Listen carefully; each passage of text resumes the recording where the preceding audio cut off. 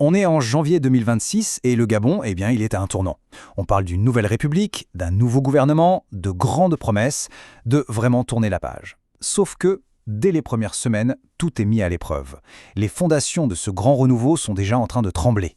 Alors au programme aujourd'hui, on va d'abord parler d'un journaliste arrêté, puis on regardera l'agenda du nouveau gouvernement, la liberté qui se retrouve sous pression, le grand défi de la souveraineté, et enfin, on verra comment tout ça met cette nouvelle république à l'épreuve. Pour commencer, on ne va pas parler de politique ou de grands discours, non.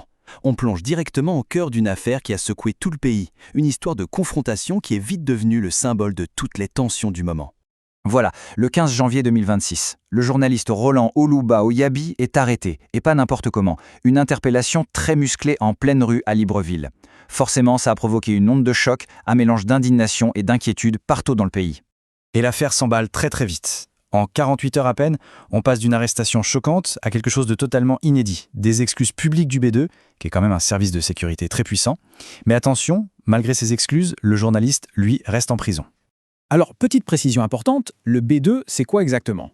Ce n'est pas la police du coin de la rue, c'est la Direction générale des contre-ingérences et de la sécurité militaire. Autrement dit, les services secrets. Et c'est ça qui a mis le feu aux poudres et qui a vraiment alarmé tous les défenseurs de la liberté de la presse. Mais pour vraiment saisir l'ampleur de l'onde de choc, il faut replacer les choses dans leur contexte. Parce que tout ça, ça se passe à peine 2 semaines après la nomination d'un tout nouveau gouvernement. On est le 1er janvier 2026. Le Gabon entre officiellement dans ce qu'on appelle sa 5e République. C'est la fin d'une période de transition et ce nouveau gouvernement, mené par le président Brice Clotaire Oligui Nguema, est censé incarner une rupture, un vrai nouveau départ. Et les priorités présidentielles pour 2026 sont très claires. Restaurer l'autorité de l'État, assurer la sécurité de tous, exiger des résultats concrets, affirmer la souveraineté du pays et durcir la réponse pénale face à la criminalité. Un programme, on le voit, basé sur la fermeté. Pour mettre tout ça en musique, une nouvelle équipe ministérielle a été formée. On y trouve des figures clés à des postes stratégiques comme Hermani Mongolt à la coordination, Thierry Minko à l'économie pour lutter contre la vie chère ou encore Kameliane Toutoum à l'éducation pour gérer une crise sociale explosive. On y reviendra. Donc d'un côté, on a ce programme qui prône l'autorité et la fermeté, mais de l'autre, comment ça se traduit dans les faits? Surtout quand on parle de liberté. C'est là que les choses se compliquent. Parce que sur le papier, tout allait bien. Le Gabon avait même grimpé à la 41e place du classement mondial de la liberté de la presse de Reporters sans frontières. Une belle progression, de quoi être fier. Mais c'est là qu'on voit tout le paradoxe. Pendant ce temps, l'AHC, le gendarme des médias, suspend plusieurs journaux, comme La Plume et La Cigale Enchantée, pour 1 mois. Du coup, beaucoup se demandent, quelle est la logique? D'un côté, on progresse, de l'autre, on sanctionne. Et il n'y a pas que la presse qui est sous pression. Le pays est carrément paralysé par une crise sociale majeure, une grève générale illimitée des enseignants. Imaginez, toutes les écoles fermées. C'est un autre test de grandeur nature pour le nouveau gouvernement. Face à ça, la réponse du gouvernement est forte, très forte.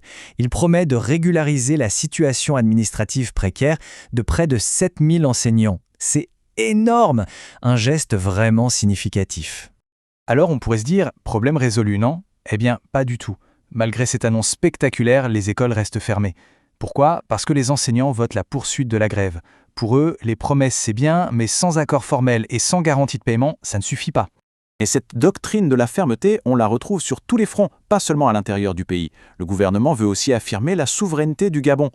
Concrètement, ça donne quoi? Ça veut dire s'attaquer à la piraterie maritime, avec la création d'une nouvelle brigade d'intervention rapide. Ça veut dire aussi une souveraineté économique, avec un budget très strict qui coupe de 86% les subventions au carburant, une décision qui fait mal. Et même une souveraineté alimentaire, avec le projet d'interdire les importations de poulet pour booster la production locale.